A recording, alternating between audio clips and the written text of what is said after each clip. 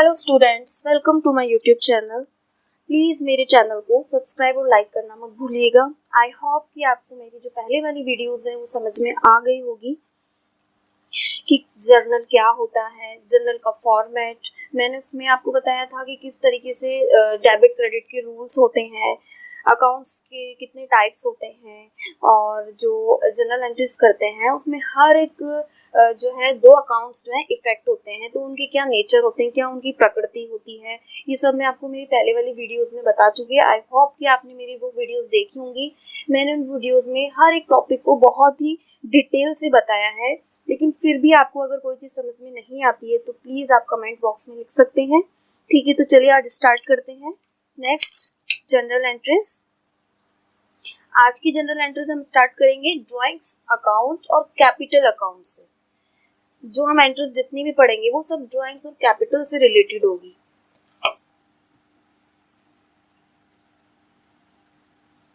Drawings account और capital account, ये जो दोनों अकाउंट होते हैं, ये दोनों ही जो बिजनेसमैन होता है, व्यापार का जो मालिक होता है, व्यापारी होता है, मेन मालिक जो होता है, उसको रिप्रेजेंट करते हैं दोनों अकाउंट, जो कि मैंने बहुत डिटेल से, बहुत ही अच्छे से मेरी पहले की वीडियो में बताया है। अभी मैं शॉर्ट में आपको बता देती हूँ। जब कोई व्यापार में पैसा लगाता है, जैसे कि मान लीजिए बिजनेसमैन ने कैश से बिजनेस स्टार्ट किया है, तो कैश अकाउंट तो डेबिट होगा और कैपिटल अकाउंट को हम उस जगह पे क्रेडिट करेंगे। उसी तरीके से जो व्यापारी है, अगर वो अपने पर्सनली यूज करने के लिए अपने व्यापार से पैसा निकालता है, मान लीजिए आप फर्नीचर के व्यापारी हैं, लेकिन आपको कुछ घरेलू मतलब काम है, उसके लिए आपको पैसा चाहिए, अपने व्यापार से आप पैसा निकालोगे, तो उस जगह आप क्या करोगे, ड्राइंग अकाउंट को डेबिट करोगे। तो इसलिए ड्राइंग्स अकाउंट और जो है कैपिटल अकाउंट दोनों ही बिजनेसमैन को रिप्रेजेंट करते हैं। तो इन दोनों से रिलेटेड हम एंट्रीज करेंगे। देखिए, फर्स्ट एंट्री है व्यापार शुरू करने पर।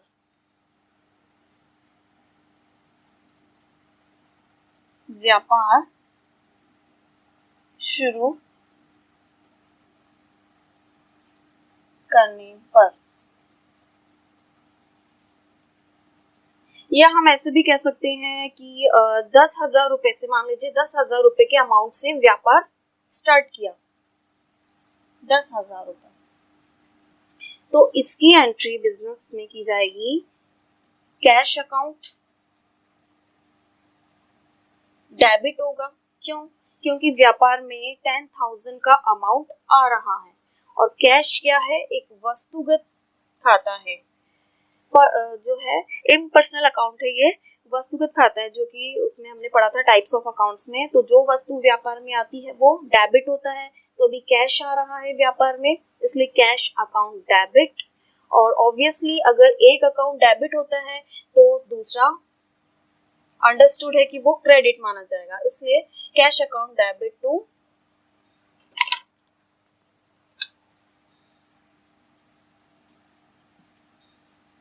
Capital account. जो क्रेडिट होता है वो हम लिखते नहीं है, क्रेडिट को लिखा नहीं जाता है। अगर एक अकाउंट डेबिट होता है तो ऑब्वियसली दूसरा क्रेडिट है, इसलिए क्रेडिट हम लिखते नहीं है। तो देखिए, जो कैपिटल अकाउंट है वो है कि हमारे व्यापार में हमने कैश लगाया है। सेकेंड एंट्री हम देखते हैं,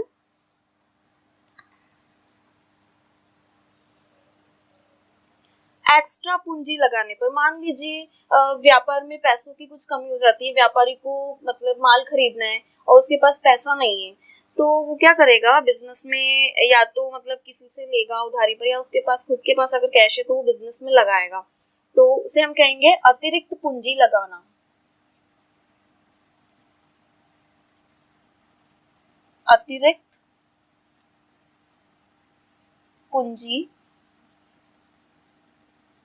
लगाने पर, मान लीजिए बिजनेसमैन ने जो है व्यापार में लगाई 20,000 रुपए की अतिरिक्त पूंजी, 20,000 रुपए का अमाउंट और लगा दिया उसने 6 महीने बाद या साल भर बाद कभी भी, तो उसकी एंट्री क्या होगी, उसकी एंट्री भी यही होगी, cash account debit to capital account. Cash account, debit cash आ रहा है व्यापार में, टू अतिरिक्त पूंजी लगाइए, और जब भी पूंजी व्यापार में लगाते हैं तो कैपिटल अकाउंट क्रेडिट होता है।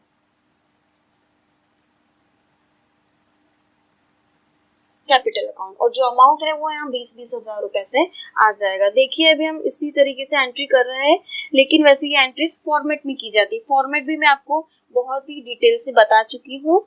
जो पर्टिकुलर वाला कॉलम होता है उस कॉलम में तो ये एंट्रीज की जाती है, और जो डेबिट वाला अमाउंट होता है वो डेबिट वाले कॉलम में लिखा जाता है, और क्रेडिट वाला अमाउंट क्रेडिट वाले कॉलम में लिख दिया जाता है। ओके स्टूडेंट्स, नेक्स्ट एंट्री हम देखते हैं। अभी मैं आपको जितनी भी एंट्रीज बताऊंगी वो सब कैपिटल और ड्राइंग से रिलेटेड एंट्री होगी, ताकि आपको क्लियर हो जाएगा कि कैपिटल और ड्राइंग से रिलेटेड कौन कौन सी एंट्रीज होती हैं। पर्सनल उपयोग के लिए कैश निकालने पर, इसे हम कह सकते हैं निजी उपयोग के लिए, व्यापारी ने निजी उपयोग हेतु जो है लिख देते हैं राशि निकाली, यानी कि जो अमाउंट है, पैसा है, वो निकाला। निजी उपयोग के लिए राशि निकालने पर, मान लीजिए जो बिजनेस का जो मालिक है उसने 5,000 रुपए की जरूरत पड़ गई उसे, तो उसने 5,000 रुपए अपने व्यापार से पर्सनली यूज के लिए निकाल लिए, तो उसकी एंट्री हम करेंगे। मैंने आपको बताया था अभी ड्राइंग्स अकाउंट डेबिट होगा, ड्राइंग्स अकाउंट डेबिट, और व्यापार से क्या जा रहा है, कैश जा रहा है, अमाउंट जा रहा है 5,000 रुपए का, और जो वस्तु व्यापार से जाती है वो क्रेडिट होती है, टू कैश अकाउंट। ये जो ड्राइंग्स है ये जो व्यापारी है, जो मालिक है बिजनेस का, उसको रिप्रेजेंट कर रहा है।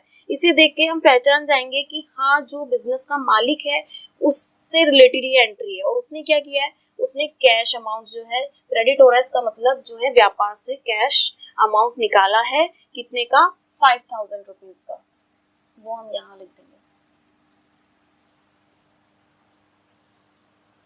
नेक्स्ट एंट्री है, मान लीजिए कि कभी कभी क्या होता है, व्यापारी को मान लीजिए 5,000 रुपए या 10,000 रुपए की जरूरत है, लेकिन अभी उसकी जो व्यापार में जो है पैसा उतना नहीं है जितनी की उसकी जरूरत है, तो वो क्या करेगा, बैंक बैलेंस जो होता है, मान लीजिए बैंक में है, बैंक में जो उसका अकाउंट है उसमें इतना अमाउंट है, तो वो कैश में नहीं लेकर के बैंक के जरिए भी वो अमाउंट ले सकता है।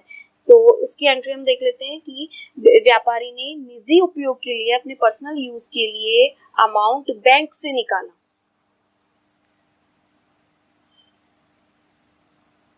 निजी उपयोग हेतु राशि बैंक से निकाली, या बैंक से निकालने पर,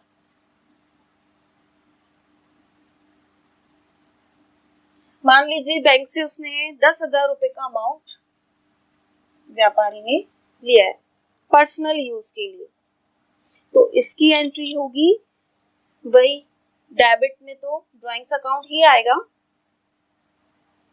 क्योंकि जब भी ये वर्ड यूज हो जाता है कि निजी उपयोग के लिए अमाउंट निकाला है, पर्सनल यूज करने के लिए, तो वहां पर ड्राइंग्स अकाउंट ऑब्वियसली आएगा ही आएगा। Drawings account debit. अब देखिए ऊपर वाली जो ये एंट्री, इसमें तो उन्होंने नगद पैसा जो अमाउंट है वो व्यापार से निकाला था, इसलिए टू कैश अकाउंट हमने कर दिया, लेकिन यहाँ पे व्यापारी जो है वो कैश जो है व्यापार से नहीं लेकर के बैंक अकाउंट से ले रहा है, इसलिए यहाँ हम बैंक अकाउंट को क्रेडिट करेंगे, टू बैंक अकाउंट। इसका मतलब है कि जो बिजनेस का जो बैंक अकाउंट है बैंक में, उसमें से पैसा कम हो रहा है 10,000 रुपीज। 10,000 रुपीज बिजनेस के बैंक अकाउंट से कम हो रहा है, और उसका रीजन क्या है कम होने का, ड्राइंग्स यानी कि पर्सनल यूज के लिए वो अमाउंट जो है व्यापारी ने लिया है। ओके स्टूडेंट्स,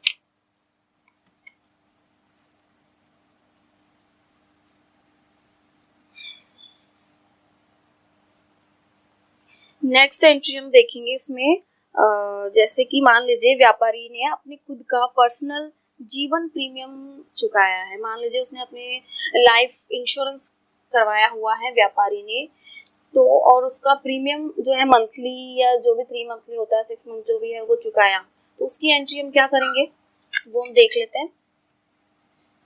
व्यापारी ने इसको हम बोलेंगे, व्यापारी ने स्वयं का जीवन बीमा प्रीमियम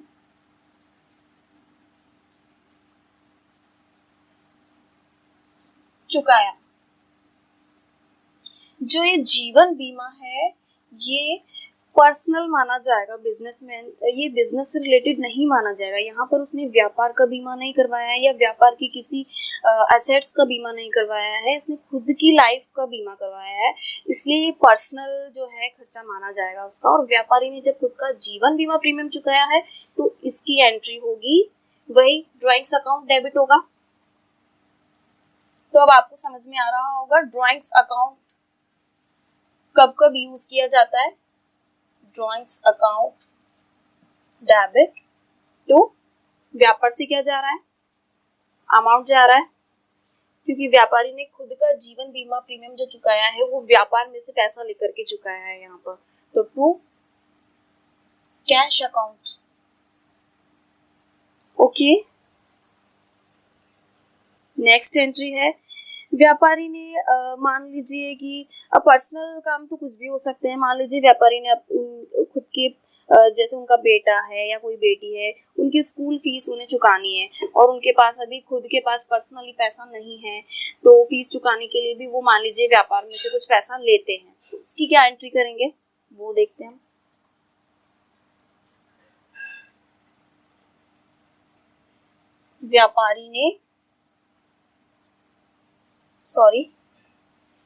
व्यापारी ने अपने या अपनी पुत्री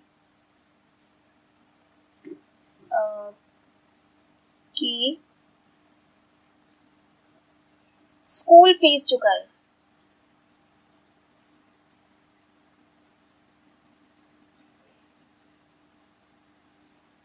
चुकाई 500 रुपीज। व्यापारी ने क्या किया, अपनी पुत्री की स्कूल फीस उसे जो है डिपॉजिट करानी होगी, उसके पास अभी पैसा नहीं होगा, तो उसने क्या किया अपने व्यापार में से, अपनी जो दुकान उसने खोली है या जो भी बिजनेस है फैक्ट्री उसने खोली है उसमें से 500 रुपीज का अमाउंट ले लिया, 500 रुपए उसने निकाल लिए कि मुझे फीस जमा करानी है, तो अब उसकी एंट्री भी उसे करनी होगी व्यापार में, वरना 500 रुपए का जो अमाउंट है कैसे पता लगेगा वो अमाउंट कहाँ गया, इसलिए 500 रुपये जब वो लेगा तो उसकी एंट्री भी की जाएगी और वो एंट्री होगी drawings account debit, drawings account debit to, बताइए क्या आएगा इधर, कैश अकाउंट। देखिए जितनी भी एंट्री अभी हमने देखी है उन सब में व्यापारी ने अपने पर्सनल यूज के लिए सिर्फ अभी तक कैश निकाला है, लेकिन हो सकता है कई बार कैश की जरूरत ना हो व्यापारी को, कैश की जगह वो कोई जो है एसेट भी काम में ले सकता है या कोई जिस चीज का व्यापार है वो माल भी काम में ले सकता है पर्सनल यूज के लिए, तो वो एंट्री भी अभी हम देखेंगे। अभी तो सिर्फ वो अमाउंट ही ले रहा है और जिस भी पर्सनल यूज कुछ भी हो सकते हैं, कुछ भी हो, आपको तो सिर्फ ड्राइंग्स अकाउंट ही डेबिट करना है। हर एक मतलब अलग अलग जो है वर्क के लिए अलग अलग एंट्री नहीं होती, हर एक पर्सनल वर्क के लिए ड्राइंग्स अकाउंट ही यूज किया जाता है।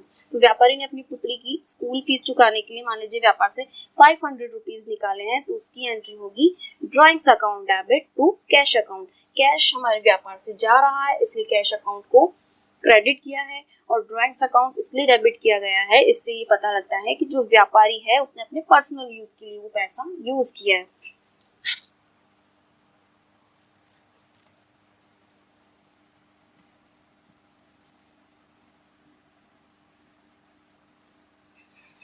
नेक्स्ट एंट्री है व्यापारी ने अपने मान लीजिए उसने अपने जो है घर का किराया चुकाया। व्यापारी ने अपने घर का किराया चुकाया। इसके लिए हम ले लेते हैं 1500 रुपीज का अमाउंट है, अपने घर का किराया चुकाया। तो ये तो व्यापार से रिलेटेड नहीं है, व्यापार से अलग हम इसे रखेंगे, उसकी जो भी पर्सनल वर्क है। तो यहाँ एंट्री होगी वही drawings account debit to cash account. Drawings account debit to cash account. देखिए स्टूडेंट्स, ड्राइंग्स और कैपिटल से रिलेटेड में सभी एंट्रीज एक साथ इसलिए बता रही हूँ ताकि आपको कोई कंफ्यूजन नहीं रहे। ड्राइंग से रिलेटेड जितनी भी एंट्रीज होती है वो सभी एक साथ देखेंगे तो आपका जो कंफ्यूजन है वो भी क्लियर हो जाएगा कि हाँ ड्राइंग्स कब कब यूज किया जाता है और कब नहीं किया जाता। और देखिए ऐसा नहीं है कि व्यापारी सारा ही मतलब ये जितना भी एक्सपेंसेस है सारा ही व्यापार में से डेली ही पैसा लेता है, ऐसा नहीं है। मतलब कभी भी ऐसा हो जाता है कि कभी मतलब उसके पास पैसों की कमी हो जाती है तभी वो व्यापार में से पैसा यूज करता है। देखिए एक और एंट्री हम देखते हैं कि व्यापारी ने अपना इनकम टैक्स चुकाया। ये भी बहुत ही आप मान लीजिए मोस्ट इम्पोर्टेंट एंट्री है ये। व्यापारी ने अपना आयकर चुकाया, यानी कि इनकम टैक्स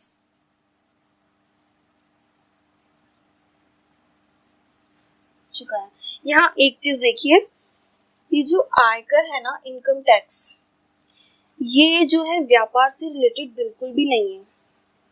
ये व्यापारी का खुद की जो आय है, जो खुद की इनकम है, उस पे टैक्स चुका रहा है व्यापारी यहाँ पे। और जो व्यापारी है और व्यापार है दोनों अलग अलग चीजें होती है, दोनों एक ही नहीं होती। एक बार आप समझ लीजिए एक छोटी सी चीज, व्यापार और व्यापारी ये दोनों एक ही चीज नहीं है, दोनों अलग अलग होते हैं, दोनों की इनकम अलग अलग होती है, दोनों का जो अस्तित्व है वो अलग अलग माना जाता है। इसकी इनकम अलग होगी व्यापार की, जो व्यक्ति व्यापार कर रहा है ना उसको बिल्कुल अलग रखेगा और खुद की इनकम वो अलग रखेगा। तो यहाँ पर व्यापारी ने जो है अपना आयकर चुकाया, इनकम टैक्स चुकाया, तो यहाँ पर जो है व्यापारी का ये पर्सनल एक्सपेंसेस माना जाएगा, उसका पर्सनल खर्चा है वो व्यापार का खर्चा नहीं है और पर्सनल खर्चा है, इसलिए यहाँ भी ड्राइंग्स यूज किया जाएगा। अगर होता कि गवर्नमेंट को सेल टैक्स चुकाया तो उस जगह वो व्यापार से रिलेटेड होता, और जब हम आगे पढ़ेंगे तो आपको क्लियर हो जाएगा। अभी तो आप इतना समझ लीजिए कि व्यापारी ने अगर अपना इनकम टैक्स चुकाया है, अपना लिखा हुआ है, यहाँ की खुद का स्वयं का इनकम टैक्स चुकाया है, तो इसका मतलब है यहाँ पर ड्राइंग्स यूज होगा, ये उसका पर्सनल। मान लीजिए अगर वो खुद व्यापार में काम नहीं करता तो उसे कोई और दूसरा व्यक्ति रखना पड़ता तो उसे भी सैलरी देनी पड़ती, तो इसलिए जो है उसकी जगह व्यापारी खुद काम कर रहा है तो ये उसकी खुद की इनकम मानी जाएगी और उस पर जो टैक्स वो चुका रहा है वो पर्सनल एक्सपेंसेस है, इसलिए इसकी एंट्री होगी ड्राइंग्स अकाउंट डेबिट और टू कैश अकाउंट। यानी कि व्यापारी ने ना अपना इनकम टैक्स जो है वो व्यापार में से पैसा लेकर चुकाया है और व्यापार में से पैसा गया है हमारा, तो इसलिए टू कैश अकाउंट डेबिट होगा, क्योंकि कैश का जो अमाउंट है वो हमारे व्यापार से जा रहा है, यानी कोई वस्तु व्यापार से जा रही है वो क्रेडिट होती है और जो व्यापार में आती है वो डेबिट होती है। अब आप बोलेंगे कि ड्राइंग्स अकाउंट डेबिट हुआ है, व्यापार में आ थोड़ी रहा है, तो लेकिन ये जो बिजनेसमैन है उसको रिप्रेजेंट कर रहा है और ये इसका एक रूल है कि ड्राइंग्स अकाउंट डेबिट ही होता है जब भी बिजनेसमैन कोई भी वस्तु या कोई एसेट्स या कैश अमाउंट जो है वो बिजनेस में से पर्सनल यूज के लिए लेता है।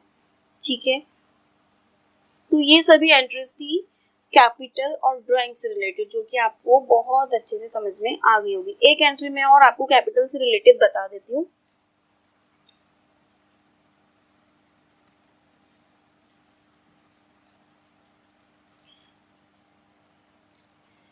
व्यापारी ने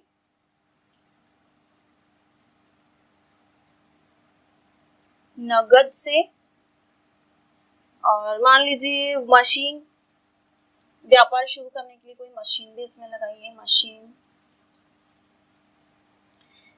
फर्नीचर ले लीजिए, मशीनरी है, फर्नीचर या और भी चीजें हो सकती है। फर्नीचर से व्यापार प्रारंभ किया, अपने व्यापार को प्रारंभ किया, स्टार्ट किया।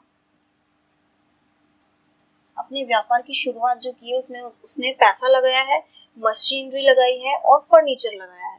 तो अब इसकी एंट्री कीजिए। तो क्या करेंगे हम, हमारे बिजनेस में क्या क्या आ रहा है, व्यापारी ने जो है, व्यापारी जो है और व्यापार जो है, मैंने अभी बताया था ये दोनों अलग अलग व्यक्ति है।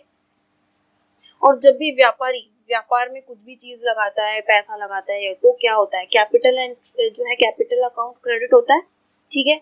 और व्यापार में क्या क्या चीजें आ रही है, तो नगद आ रहा है यानी कि कैश आ रहा है, इसलिए कैश अकाउंट डेबिट। इसके अलावा व्यापार में और क्या आ रही है, मशीन आ रही है, इसलिए मशीनरी अकाउंट डेबिट करेंगे क्योंकि मशीन व्यापार में आ रही है।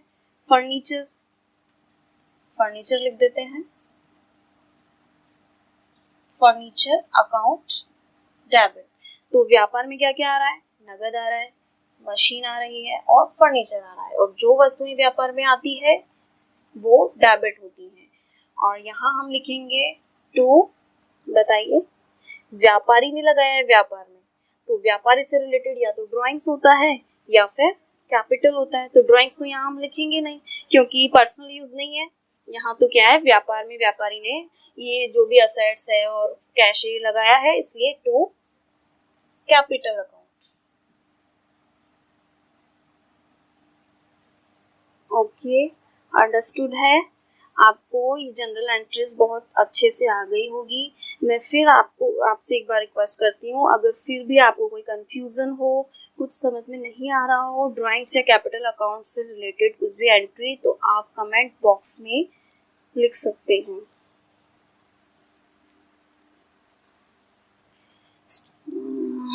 अब मैं आपको बताऊंगी माल से रिलेटेड एंट्रियां। अब ये माल क्या होता है ये भी मैंने आपको बताया था। मतलब जैसे कि मान लीजिए कोई परचूनी का व्यापारी है, तो वो जो भी परचूनी का सामान अपने उस दुकान पे लाएगा, जैसे जो भी है, शक्कर है, पत्ती है, दाल है, या जो भी सामान परचूनी का रहता है वो उसके लिए माल होगा। लेकिन मान लीजिए उस सामान को रखने के लिए वो काउंटर लाया है, बैठने के लिए स्टूल है, फर्नीचर है, ट्यूबलाइट उसकी दुकान पे लगी है, तो ये सब सामान माल नहीं होगा, ये होगा एसेट्स। ये सब उस व्यापार की एसेट्स होगी। और माल तो जो होगा जिस चीज का मेन वो व्यापारी व्यापार कर रहा है, जो कि वो खरीद कर लाता है और कुछ परसेंट जो है प्रॉफिट उसमें जोड़ करके उसे वापस बेच देता है, तो वो कहलाता है माल। या मान लीजिए मेडिकल स्टोर वाला है, तो मेडिकल स्टोर वाले के लिए माल क्या होगा, जो भी मेडिसिन वो लाएगा बेचने के लिए, सेल करने के लिए, तो वो जितनी भी मेडिसिन लाएगा फिर उनपे कुछ परसेंट प्रॉफिट जोड़ेगा और फिर हमें बेच देगा, तो वो माल कहलाएगा, ठीक है। और जो एक्स्ट्रा जो चीजें रहती हैं उसकी दुकान पे वो सब एसेट्स के अंदर आती है। फर्नीचर, मान लीजिए फर्नीचर का व्यापारी है, तो वो मान लीजिए स्टूल लाता है, चेयर लाता है, या फर्नीचर के लिए बेड लाता है, फर्नीचर का ड्रेसिंग लाता है, जो भी फर्नीचर के आइटम्स जितने भी लाता है बेचने के लिए, जिससे कि वो दोबारा से फिर से सेल कर देगा, तो वो उसके लिए माल होगा। तो ठीक है, अंडरस्टूड है माल का मतलब क्या होता है। देखिए जब भी कोई जनरल एंट्री माल से रिलेटेड आती है कि माल को बेचा, माल को खरीदा, तो उसके लिए कुछ फिक्स है वर्ड वही यूज किए जाते हैं, जैसे कि परचेज अकाउंट,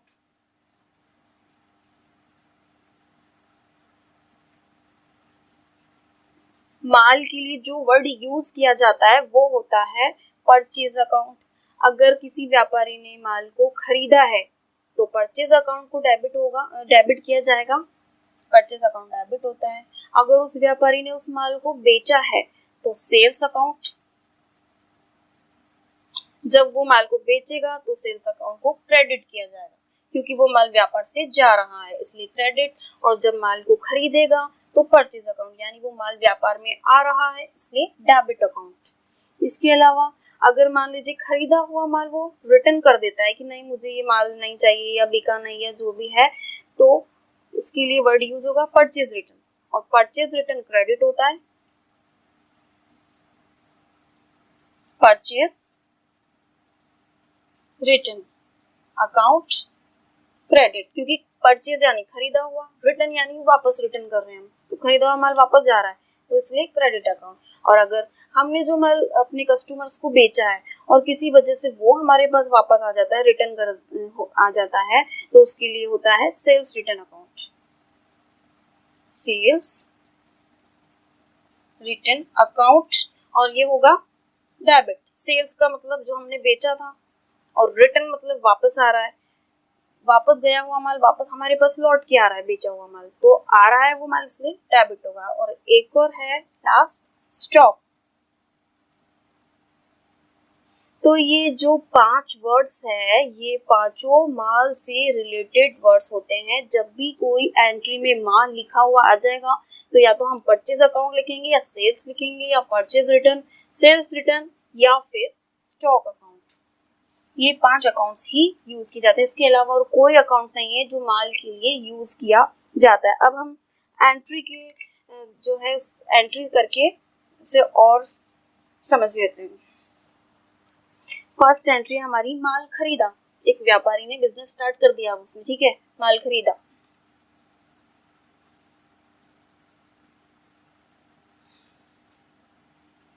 इसकी एंट्री क्या होगी? सिंपल है,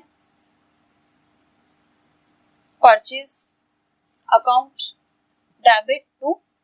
अब माल खरीदा होगा तो पैसा भी दिया होगा, फ्री में तो माल लिया नहीं होगा, ठीक है ना।